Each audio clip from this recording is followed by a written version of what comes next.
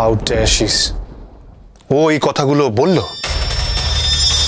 হ্যাঁ দাদা ভাই বলেছে। আমাদের তো খুব খারাপ লেগেছে। আমরা কেনই বা সহ্য করবো বলতো? আমরাও বলেছি তোমারই বা এমন কি যোগ্যতা আছে? ডিস্ট্রিক্টে ফার্স্ট এরকম অনেক ছেলে মেয়ে আমাদের ক্লাসে প্রতি বছর আসে, আর আমাদের ক্লাসে যারা আছে তাদেরও অনেকের ভালো রেজাল্ট আছে।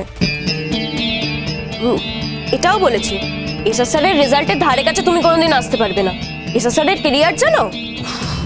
এসব কথা ওকে বলার দরকার কি ছিল?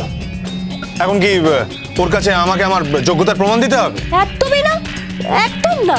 আর আমি তো সেটাই বলছিলাম, ও যে আমাদের কলেজকে মেলাইন করার চেষ্টা করবে এটা আমরা আগেই বুঝতে পেরেছিলাম। তোরা ওর সাথে কথা বলবি না? কথা বলার কোনো দরকার নেই। না না, একদম বলবো না। ইভেন তারপরে আমরা কোনো কথাই বলিনি। কি দিয়া?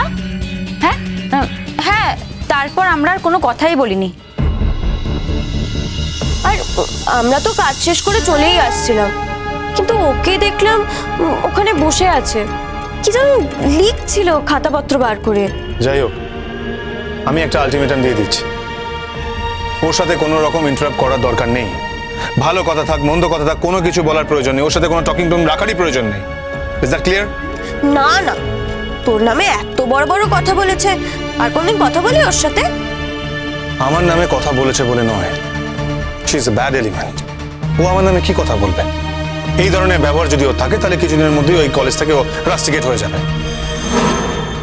এই কলেজে কখনো অসভ্যতা সহ্য করা হয়নি, ভবিষ্যতে হবে না। না না দাদা ভাই, আমরা কেউ আর ওর সাথে কথা বলবো না। ইভেন আজকে ক্লাসে সবাই তোকে বয়কট করে দিল, মানে কেউ আর ওর সাথে কথা বলতে চায়নি। কারণ সবাই তো তোকে খুব পছন্দ করে।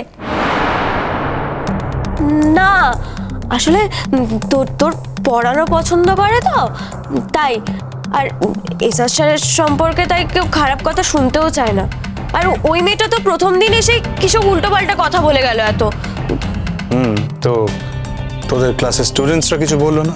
হ্যাঁ, সবাই বলছিল তো, সবাই বলছিল যে তুমি এসআরের সম্পর্কে কোনো কমেন্ট পাস করবে না, তুমি তার সম্পর্কে কিছু জানোই না।